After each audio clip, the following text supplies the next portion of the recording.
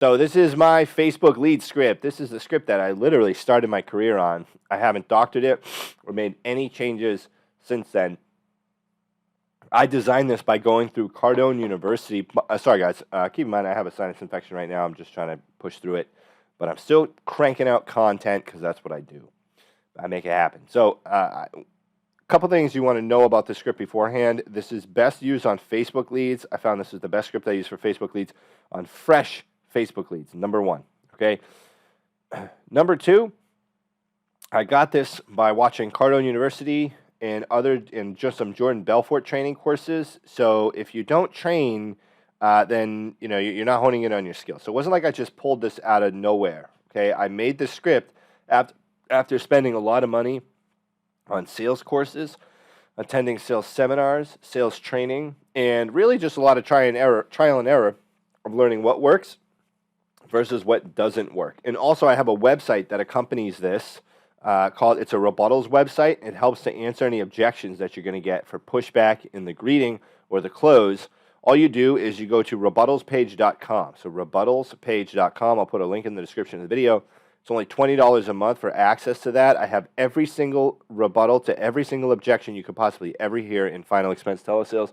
So it's literally like the best deal on any sales tool out there right now. If you find value in any of my content, please like the video, subscribe to my channel, and turn on post notifications so you can be notified whenever a new video comes up. So, like I said, you're going to want to use this for Facebook leads. Now, I have a video on Facebook on how to make final expense Facebook leads. So you're going to want to use that video in conjunction with this video here because you want to learn how to make your own ads on Facebook for final expense. And then when the leads come in, you use this script to close those leads. So let's start first of all, smile while you dial, right? Because attitude is the most important part of the sales process. Literally, it's the first step. It is not the greeting, it is your attitude. So I like to have funny pictures, memes, gratitude lists. You can see in the back, I got my anime poster. Over here, I got some motivational stuff. You want to have something that will give you positive energy because you want the prospect to feel your energy and be excited to let you help them. Think of all your family and friends you'll be able to help once you're making serious money, and think of how much you're going to help this family by getting life insurance in place for them, okay? So let's start it off. We give them a call, the lead answers, and they say, hello. I say, hi, is this Betty? Say, yes.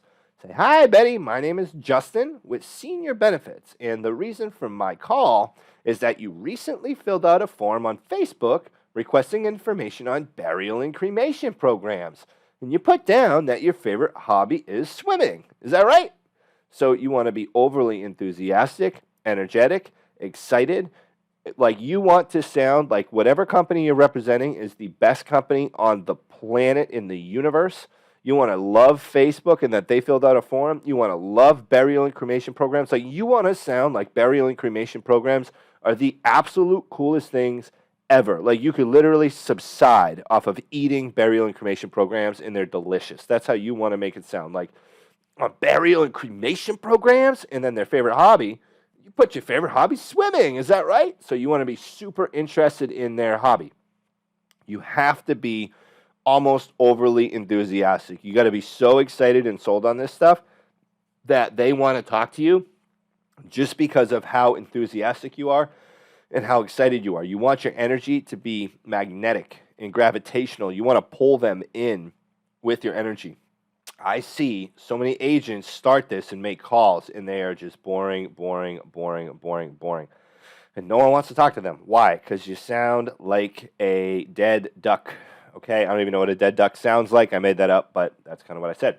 So you want to ask them something original or exciting about their hobby. Oftentimes it's something they used to do but can't do, so you want to connect with them here if you can. Make it funny, not forced. If you can, laughter is the best way to quickly drop a defense. So the way I do is I just say, oh, you mentioned that your favorite hobby is this. Is that right? I don't say is that right anymore. I say, does that ring a bell? But if they say yes, it's swimming, I say, oh, cool. So are you still wear your swimmies? Whatever, right? If she's like 75 years old, you still wear your swimmies, right? Or you go in the deep end, or you still in the kiddie pool, Miss Barnes, like whatever her name is, Miss Jones. So you just say something about their hobby. Or, oh, you like swimming in lakes or the ocean or maybe rivers. I don't know what it's like in your neck of the woods. I grew up on a lake. So you want to immediately try to connect with them about something outside of insurance, because if they let you keep talking, they're subconsciously saying, yeah, I'm interested in talking to this person about this insurance right now, but let me talk about something else, because I promise, battery life insurance is not an exciting topic for people. It's really not. No one wakes up like amped to go get life insurance, okay, or any insurance at all in general. It's not one of those things. It's not a thing people buy because they just love it. So make sure that you convey that energy, and you also have to have a good tempo. So you have to have a smooth tempo to where you are going through this presentation in a way that like they can clearly hear your words and they're articulated, but also so that you can emphasize your tone and your enthusiasm in the words that you want to emphasize enthusiasm in. And you're going to want to role play this a lot with each other. You're going to want to like practice, right? Find someone to practice with. Find a family member. Find a friend. Practice makes perfect, guys. And you have to practice and nail this down. So the next part, I'm a state licensed field underwriter, and my job is to go over the features of the programs, determine eligibility, and show you how to apply if you're interested. So all I do is ask a series of health questions to determine which discounts you may qualify for, and I compare rates from over 50 A-rated carriers, some of which you may have already heard of, and give you the most affordable option. So essentially, my job is to save you the time and hassle of having to shop around for coverage. Does that sound good? Now, you want to maintain your enthusiasm, your tonality and energy as you're going through that. And the next thing, now what was going through your mind when you filled out the form? Now that's a transition. Okay, we're going to transition in. You want to figure out like, oh, I was thinking, like, oh, I don't know. Make sure you get an answer to this question. So it's going to be like, oh, I was thinking of getting covering a cremation, covering a funeral. I want to leave some extra money behind, or I don't even know what I was clicking on. And so what this does, it establishes a need pretty quickly. Okay. Now next here, we go into the next part. You say, great. Well, in the fact finding. So the purpose of the fact finding is to transition from the greeting. And here we're going to establish rapport. We're also going to qualify the client for the program. So the purpose of the greeting here, I'll backtrack real quick. The purpose of the greeting is just to get on common ground with the client. So they filled out the form on Facebook, and then they call us. They don't know who the heck we are. We want to be energetic, enthusiastic, excited, and we have to sound professional because our clients are skittish. They are like chihuahuas in the rain. They do not want to come out, right? So they're gonna be shy, and sometimes they're not going to want to talk to you. Now, what's going to happen here is you're going to get pushback. You're going to have people say things like, "I already have insurance." You're going to have people say things like, "I'm not interested." You're going to have people say things like, "I don't have time for this," or "Oh, I already took care of it." Now, there's a way to handle that. Essentially, you just address the concern of whatever they're saying, and you move on. I have certain word tracks I use for each one. I have a website. Like I said, the website, it's at rebuttalspage.com. It's only $20 a month for access. This, literally, I spent thousands of dollars and hundreds of hours trying to figure out which of those objection responses really work. You can have access to it for $20 a month. It's an amazing website. I'm going to bring it up right here just to show you what another version of it looks like. And this is all it is. So it's just they tell you whatever they give you as a objection. So if they have insurance already, you say, hey, I completely understand. Most of the people I speak with already have coverage. However, they find this information really valuable. And then you get right back to the script. Okay, so that website is super, super key to you getting past the greeting, because listen, if you don't get past the greeting, you're not getting a presentation. If you don't make any presentations, you're not getting sales. So the point, what I started to do is be like, okay, how many presentations can I make? Like, what can I do to make a presentation? I would literally almost beg leads to stay on the phone with me. Okay, I would almost beg them and be like, almost like beg them and make them feel guilty if they didn't sit through a presentation with me. So now on to the fact finding. Here in the fact finding, what we do, we establish a little bit of rapport, and we also qualify the client for the product and see which program they qualify for. So the fact finding is all about asking the right questions to figure out what the client qualifies for, and then also to learn a little bit about the client. The important thing is, guys, you have to make the client the most important person in the world. Through this entire presentation, the client is more important than the insurance. I need you to take a genuine interest in wanting to give this person a great experience, and it goes a long way. So you say, great. So these programs typically pay out to your beneficiaries within 48 hours after your passing to help them arrange your final wishes. Is there anyone in particular who would be taking responsibility for these arrangements if the good Lord called you home early? And this would be the beneficiary. You want to use this as a way to build the need. You want to reference the beneficiary, and how nice of a thing that they are doing for their beneficiary. So you get the name and you say, well, you should congratulate yourself on taking this step forward, John. So when you get the person's name, you want to ask them a little bit about that person. You want to ask them what they do for work, if they live close by. So you want to get to know their beneficiary a little bit. And this is truly taking interest in the individual, because their beneficiary is someone who's extremely important to them. Like, no one names a beneficiary to their life insurance policy who isn't important. It's not just some random person. So if you can take time to get to know a little bit about this person and share and relate to them and praise them or give them empathy or hope with regards to this person's condition or what they do for work, then it helps to establish rapport. So, for example, if they're like, hey, this is going to go to my daughter, Betty, then you say, oh, awesome, Betty, I love that name. Did you pick it yourself? Oh, yeah. Oh, cool. How'd you get it? How'd you come up with it? And you'll say, oh, well, I did this, this, and this. Okay, cool. That's awesome. I love that. So now let me ask you this. You could say, oh, does Betty live nearby? Or how hard, what would she have to do to take care of this? Does she have any kids? What's your favorite thing to talk to? Do you guys talk a lot? Like, you guys can just ask questions like this. And then when the client answers, you don't just want to be like, oh, okay, and then go back to the script. You want to reply, and then you want to make a comparison about your life and share a little story that you can relate. So she's like, oh, yeah, Betty comes over with my grandkids twice a week, and I watch them. And I say, oh, wow, that's awesome. Praise, right? You must be, you're a great grandmother. You know, you actually remind me of my grandmother. When I was a kid, I used to go to my grandmother's house a couple days a week when I was younger. They used to watch me when my parents had to go do things. I remember my grandma used to make scones and crepes. That was like her thing. So, like, is there any activities that you like to do with your grandkids, right? So now we're kind of starting a conversation a little bit outside of the insurance. Now, we don't want to take this and go like on a tangent for 30 minutes. But we do want to take a few minutes to establish this stuff, because it shows the client that we truly care about them. And guys, you have to be genuine when you ask this stuff, okay? You have to truly take a genuine interest in how they feel. I'm telling you, it goes a long way helping you make sales. So we say, well, you should congratulate yourself on taking this step for beneficiary name. He or she will be extremely grateful that you're thinking about getting a program like this in place for them.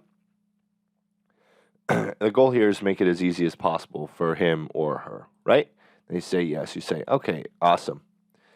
You say, exactly. Or I couldn't agree. Asking questions that result in yes answers help the client gain comfort in saying yes to you. Also, they picture their beneficiary actually having to plan the funeral cremation. So you can ask, like, oh, well, now let me ask you this. What would this person do if you went to bed tonight and didn't wake up tomorrow? Like, what would their day look like tomorrow? What would tomorrow look like for Betty if you went to bed tonight and you didn't wake up in the morning? Say the daughter's name is Betty, whatever. If you went to bed tonight and didn't wake up in the morning, what would her day look like? And what funeral home would she go to, right? So, like, you can ask all these questions, and what it does is it helps increase the pain threshold. So it helps them kind of feel a little bit more pain about the situation, and it makes it real, because it is real, and the person's going to go through this one day. And sometimes it takes that for them to be like, holy crap, I actually should do this tonight, because we want to build the urgency. Okay, you say, couldn't agree more. Now, when the time comes, have you thought about whether you'd prefer a funeral or cremation? I ask this because I want to get them thinking about it. So then when they say funeral, I say, okay, cool. So when Betty wakes up that morning when you're gone, she's going to go to the funeral home. They're going to plan a funeral, get the casket, the plot, the gravestone, the whole funeral procession, everything. She's going to have to plan all that stuff out and try to make it as nice as possible for you, because I know that's what she's going to want to do, right? Yes. Or it's like, they may say, I've never really thought about it, but that's why it's important for them to talk about this now, okay? So praise them regardless of what they say, and share a story if you need to. This will help us kind of have an idea of, like, maybe what they may look at for a quote. Now, you don't have to follow that as an exact guideline, but, like, it helps me kind of do like a justifiable budget close towards the end if the person's really hung up on how much money they're spending every month, okay? So they say, so what we do here for, so like what I would say is if they're like a funeral, I'd say, oh, wow, okay, yeah, I mean, that tends to be the going thing. You know, my grandma passed in January and we had actually had a funeral for her. We didn't have a cremation. A couple family members had cremations, but not really. Mostly funerals. Say, so what we do here for our clients is give them a final wishes planning guide so you can lay out everything step by step for Betty to make it as easy as possible on her, okay? And you can say, I'm going to call you once you get your policy, and I'm going to help you go through this and help set this up. So you can actually find final wishes planning guides. I think Americo has one online that you can find, or you can just Google final wishes planning guides. Let me see if I can find one here. We'll just see if there's find one on Google, and let me see if we can get one to pull up here for you guys, because this is a good thing to send to clients because you can put your information in here. This is just a way for them to remember you. So like my FHN funeral home planning guide. Boom. So what you can do, I would just go here. Well, let me see if this comes up. Okay, Global Atlantic Financial Group. Okay, it's an insurance company. So you can just change some of this stuff and white label it. And like, see, it says their personal information, father and mother education. And this is good stuff too, because what it'll help people do is talk about them in the eulogy. So you can say, hey, look, there's going to be some good stuff in this.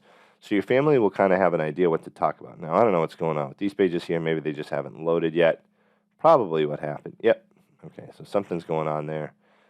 It's gonna load up. But so bottom line, you can Google these things, and then you can find a final wishes planning guide that you want to use. And what I would do, obviously, I would edit it, take out Global Atlantic Financial Group, put like, Justin's financial planner or whatever. Yeah, this document's messed up. It's maybe not loading right. Also, I'm in Brave browser, so that may be it. Personalized final wishes organizer, dying.lovetoknow.com. So this is free. Oh, here's another one, right? So there's a whole downloadable, printable version. There's a ton of them online. So just search for one that you like, and then you can put your own stuff on there, and it's going to look great to your clients too. And you can even send that to them at that point. You'll know, I'm going to send this to you right now. What's your email? And they can give you their email, and they may be like, oh, whoa, they're already giving me something before before they're like even asking me for money or anything like that. Okay. So next we're getting into the health questions. So at this point, we feel like we've established a little bit of a relationship with them. You can ask them other questions like, hey, what's it like over in whatever city they live in? What's your favorite thing about there? Did you grow up there? What was it like growing up there? What was it like growing up when you grew up? I know what it's like now.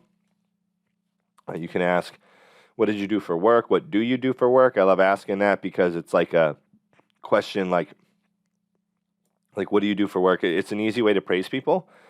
Because if someone says, oh, I'm retired, and you say, oh, wow, geez, I hope I can retire someday. And if they are not retired, then you can praise them for working or praise what they do for work, ask some questions about their job, stuff like that. Now, obviously, if they hate their job, you don't want to keep them talking about it. But most people, if they're retired, even if they hated their job while they were working it, they're really proud for working it. And our clientele, it's not like nowadays where people have a job for like 3 days and then quit and get another one. People had a job for like 33 years and then they retire at the same place. So people are really, really proud of that. So next we go into asking the health question. So like I said, remember, we're establishing a relationship with them. We're qualifying us. And what happens here is not only do we qualify the client for insurance, we have to qualify ourselves in their mind as someone that they would want to work with. So say now, Betty, if assume mother, daughter, same name, whatever. How tall are you?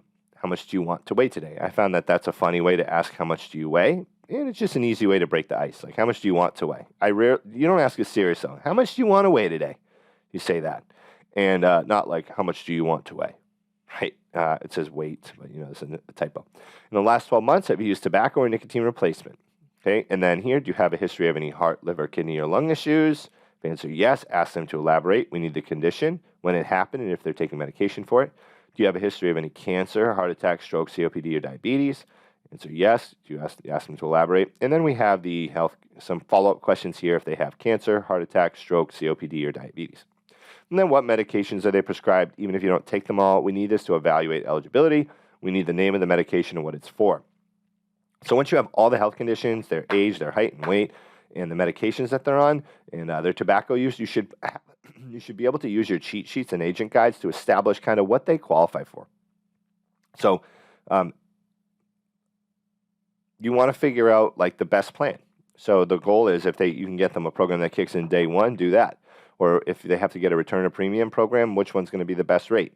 Maybe they have to go guaranteed issue. But guys, do not spread your business too thin. Only write a few carriers. I pick like 3 carriers that I prefer to write, and then that's all I really want to go with is 3 carriers. I don't want to sit there write like a ton of different companies. I just want to write a few. Okay.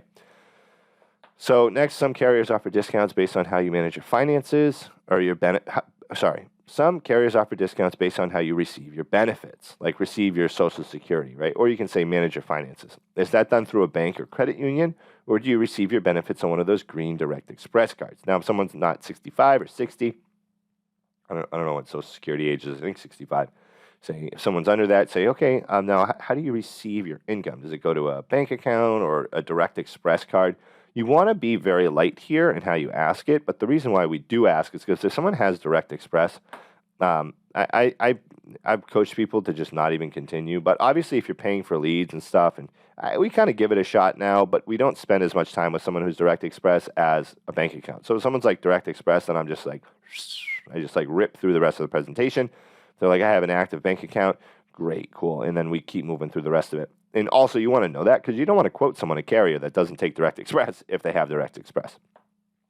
So that's really good. And that is true. They offer discounts because some companies that take Direct Express, they'll actually charge you more for Direct Express. Gerber does that. So appraisal of current coverage. So this is important. Now, do you have any type of prepaid burial or life insurance? Now, what I did, like I said, this is through Cardone University's. They don't have a script building program in the model that I have, but they do have a sales process course.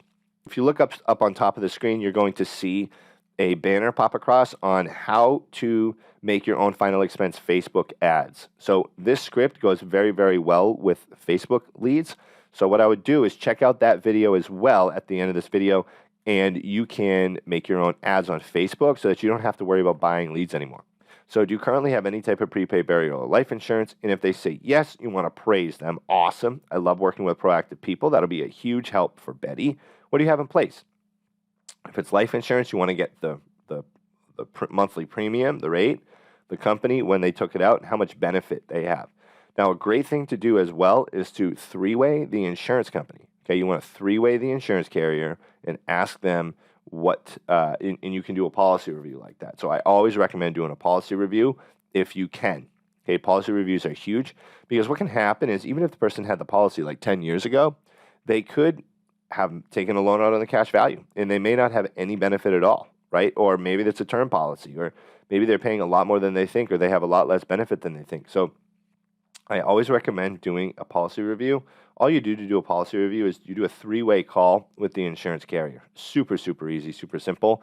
Just do a 3-way call with the insurance company. And the way I pose it to the client is, hey, look, what we're going to do here, we're going to do a little policy review just to make sure you have exactly what we're saying you have, because I really can't, it's hard for me to give you information on a program for you to add either at some point soon or in the future if I don't know exactly what you have now, because some carriers have overlapping coverage rules and stuff like that, which some do. Like if someone's coverage is already maxed out with one carrier, you can't get them that same policy with that carrier. So you have to know like how much coverage they have. And also too, it helps because if they're like, I'm totally healthy and they just took out a program and they got approved for like return of premium or modified, then you know, hey, maybe there's some stuff in there that they're not being truthful about. So next, by this time, you should have an idea of what carrier and what program to go with. So you say, look, I have some great news. Looks like we will probably be able to get you approved with whatever company for their top tier programs. Based on your current health profile, this company will give you the best coverage with the most benefits, all for the lowest rate in whatever state they're in. That means you get the most bang for your buck. In addition to that, it looks like you qualify for some additional benefits. So then we talk about the living benefits, where if they're terminally ill, the cash value, we go over the cash value, and then we go over if it's a whole life policy, and then immediate benefit if that's applicable. So what we're doing right here in the presentation and demonstration, we are selling the features, benefits, and advantages. So what happens is, I'm going to do an analogy here. I have a blue pen here and a black pen. So if the feature is it's blue and it's black, okay, if I told you the blue pen is $10 and the black pen is $1, they do everything the same. And if I don't tell you they do anything different, but you just assume they both do the same thing, it's like, well, the blue pen's 10, the black pen's $1, so I'm just going to buy the black one. Makes sense. I can get 10 black pens for one blue pen, and I'm going to write for a lot longer. But then if I told you the blue pen has the benefit, right, of you being able to retain more information when you write down with it, and it has a magic capability of if you make a to-do list with a blue pen, you can get all of it done in a day. Then you're going to be like, wow, I'm getting that blue pen because that'll make me a lot more efficient. That's way worth the $10. But what if I told you after that a disadvantage of the blue pen to the black pen is that the blue pen can only write one word, and then you have to throw it away and buy a new one. So your list is actually going to be very, very expensive depending on how many words you write. And you may be like, okay, well, maybe I'm going to start contemplating the black pen now because I am pretty efficient already in what I can get done, and it may be unaffordable almost for me to get everything done with the blue pen. So what we're looking at there, the feature is the color, the benefit is what it does, and the advantage is what one has over the other. So what you want to do here, and I don't really have everything totally mapped out, but you want to talk about how, hey, it has a living benefit, right? If you have terminal illness benefit on the program that you're selling, talk about how it has that, and then explain how how a lot of the programs the competition offers don't have that either. Okay, and then how it's going to help the client. So, you can they can get the money before they pass. It'll help their loved ones to take care of things ahead of time. It'll really relieve a lot of financial stress that someone's going to already be in. So, right, you want to use those as selling points. Go over the features, advantages, and benefits. So a feature is what it is, benefit is what it does, and advantage is how it separates it from the competition. So what you can do, you can actually make a chart. I used to do this. I had a chart. I had the feature, the benefit, and the advantage. And I would go through each one and kind of briefly cover it with the prospect. Okay, now we'll move on to the trial close. So the trial close is kind of like where we test the water to see if they are thinking about buying, if they like it. So we say, considering the additional benefits you qualify for, would it make sense to get a program like this in place today if we can get something that fits your budget? And if you want to ask it very lightly and very casually, okay? Considering the additional benefits you qualify for, so considering that you get all this other stuff in addition to it being a life insurance policy, would it make sense to get a program like this in place today if we can get something that fits your budget? And they'll tell you right there. Now, what this does is it can kind of help flush out an objection ahead of time. So you can kind of know, hey, this is where I'm going to have to veer towards the end of the presentation. But sometimes they'll be like, yeah, for sure, I like it. And you're like, boom, okay, cat's halfway in the bag. And then service walk. So some people like to do this at the beginning of the presentation. You can do it at the end as well. I don't know, I used to do it at the end, but I know a lot of people who like to do this in the beginning. So this is when you kind of introduce the client to yourself, how you're going to handle them throughout the rest of the process if they purchase a policy, and through their lifetime, and then you give them your contact information. So the last thing I want you to do while I'm crunching these numbers is take out a pen and piece of paper, and my personal phone number for my clients is this. Please write that down. I'm also going to send you an email and a text message with my contact information. So you want to send them a text right there. If we're able to get a program in place, I'd love to reach out to Betty, their beneficiary, with your permission and go over the details. And in addition, I'll send out the final wishes planning guide and the welcome kit to help you set it up however you'd like. So then we have the write-up and negotiation. So, around, I'd say $180 and $60 a month or $170, $40 a month. I really, honestly, I used to go 40. I wouldn't go anything below 50 on the first quote because sometimes people just pick the lowest quote. I would also give them a quote for the max coverage amount, the max coverage they can qualify for. So say you're going with a program and it's $35,000 for the max coverage, then I would go with I would give a $35,000 quote and then 3 quotes around $100 a month, $70 a month, or $100 a month, $80 a month, and $60 a month, or anywhere in that range from 100 to 50, 175, 50, however you want to structure it.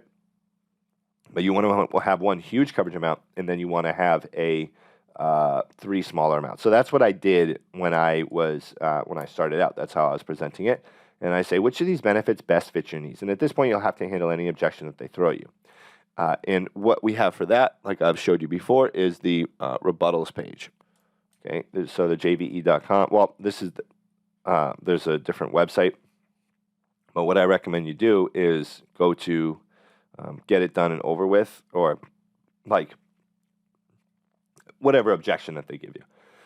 So this is how you handle objections in the close. So whether it's think about it or be great, I have to think about it, and then there's some responses there.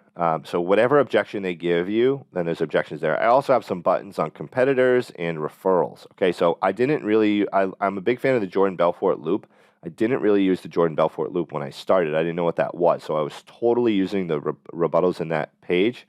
You go to rebuttalspage.com to purchase it, and it's it's only $20 a month. So like, it's so worth it, guys. If you make one sale with that page, it more than covers the entire cost of it for a year. So I would definitely subscribe to it. I could probably charge a lot more than that. I should, but yeah. Okay, cool. So now, delivery follow-up. When you get a copy of the policy, so okay, now if they agree to any coverage amount, just start asking the medical questions and start writing the application. Don't ask permission, just start writing it and assume that they want it and need it. Cool. So that's it. And then you want to follow up with them. You can let them know that you want. What I would do, I would write them a letter and send it out to them. Write them a handwritten letter and just get some stamps and thank you cards from Amazon and send it out to them. Now, guys, if they don't buy though, so if you're not able to close them, it's super important that you have a hot list for follow-up. So you want to have like a list on a piece of paper of names that you were so close to closing or you feel like they were interested, but they didn't buy. And you want to start creating like a huge follow-up list so that you can just be on those people, on those people, on those people, on those people, and just kind of be really, really, really persistent. And that helped me so much. That helped me so much when I started. I was just like relentless with my follow-up with people. Like that's a big Grant Cardone thing. I did not give up. I never relented. And there were so many sales I got just because I would push and push and push and push and push. And I would text them, I would call them, I would send them emails. What I would do also is now, because there's new technology, I would send them a what did I send them? A vidyard. So VIDYARD is super important. I would use that. I love that program. It's what it does is it helps you send a video to someone as like a follow-up thing. So you upload a video to a cloud, and then you record a video on your phone. It uploads it to a cloud. It creates a link that you can use to send to the client. So and they can just click on it and watch it. Now, thank you guys for watching. If you look up here, what you're going to see a link, a video card, so you can click and watch to learn how to make your own final expense Facebook ads. Please take advantage of that. Literally, I'm giving you all the tools you need. I'm giving you your marketing and your sales. So follow that and then follow this script and you'll make a lot of money. Thanks, guys.